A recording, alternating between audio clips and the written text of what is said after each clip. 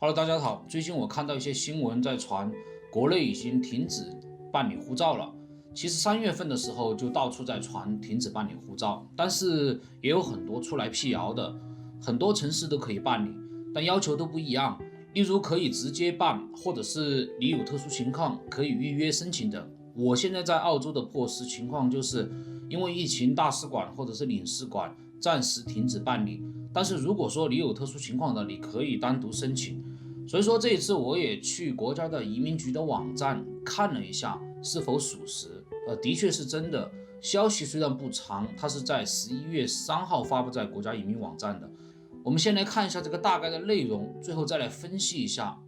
为什么它要控制出境哈。在11月12号的时候，国务院举行了一个什么加强冬季疫情防疫的深入开展爱国卫生运动的新闻发布会。这个国家的移民管理局的副局长尹成基在回答记者问的时候表示，他说加强口岸边境的管控是外防输入的一个重要环节，国家移民管理机构要履行职责，特别是口岸一线的移民管理警察战胜了染疫的风险，为外防输入付出了巨大的努力。就简单讲吧，就是说为了保障边境口岸的一些工作人员的安全。好，然后说后面又讲，根据国际形势最近把外防输入作为当前工作的重点，重中之重。然后结合冬季口岸边境季节性的特点，继续强化入境管理措施。然后这主要有4个严上面第一个严就是严格口岸的通道一个管控。疫情爆发以后，已经关停了46个陆地口岸，66条边民通道。加强值守看管，严防境外人员绕关闭卡入境，就是防止境外的人还有偷渡到中国从严限制仍在运行的陆地口岸以及边民通道人员通行，仅保留货物的一些功能。第二个严就是控制不必要人员的跨境活动，这个很重要大家看一下，继续暂停外国人持部分有效签证、居留许可入境。继续暂停口岸签证和区域性免签政策，从严审批中国公民旅游等非必要事由的出入境证件申请，劝阻和限制内地居民旅游、探亲、访友等非必要、非急需出入境活动。第二个这个就很重要了。然后第3个严就是关于一个边境人员的交通工具通行管理持续加强什么党政军民5位一体的边防控制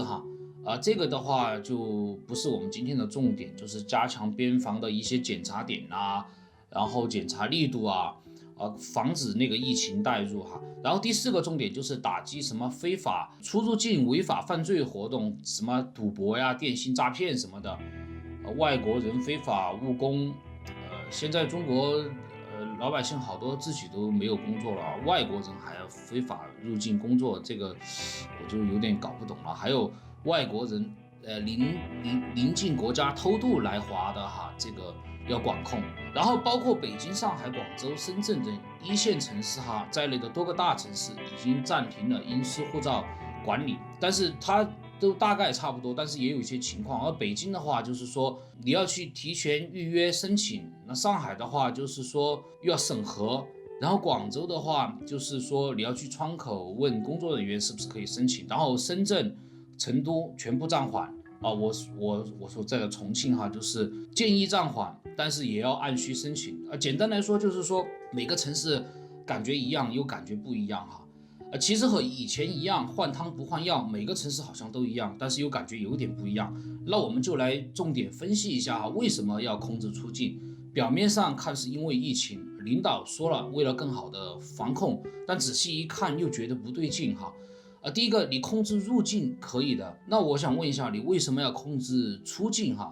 前几个月不是刚宣布了疫苗成功了吗？都已经开始出口了，现在应该大面积的开始给大家注射疫苗所以搞不懂这个疫苗是不是有点问题，答案我也不知道然后就是控制出境这种做法，实际上对整个经济的影响非常大，人员不能流动了，很多生意也不好操作了。因为和美国的贸易战对中国的影响本来就已经很大了，尤其是涉及到出口的行业。你看现在沿海一带很多的工厂不是倒闭就是要迁移出去，全国的经济都受到了很大的影响。所以总理又提出来了要搞什么地摊经济啊，主席又提出来了我们要搞内循环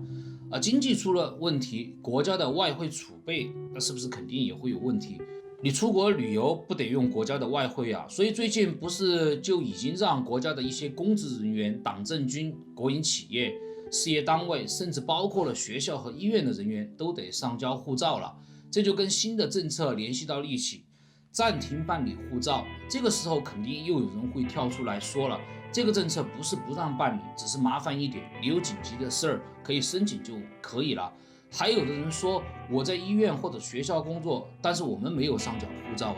你不要在这里造谣了。讲到这一点，我又想到了，现在已经是一个网络时代和信息爆炸的时代了，政府也越来越聪明了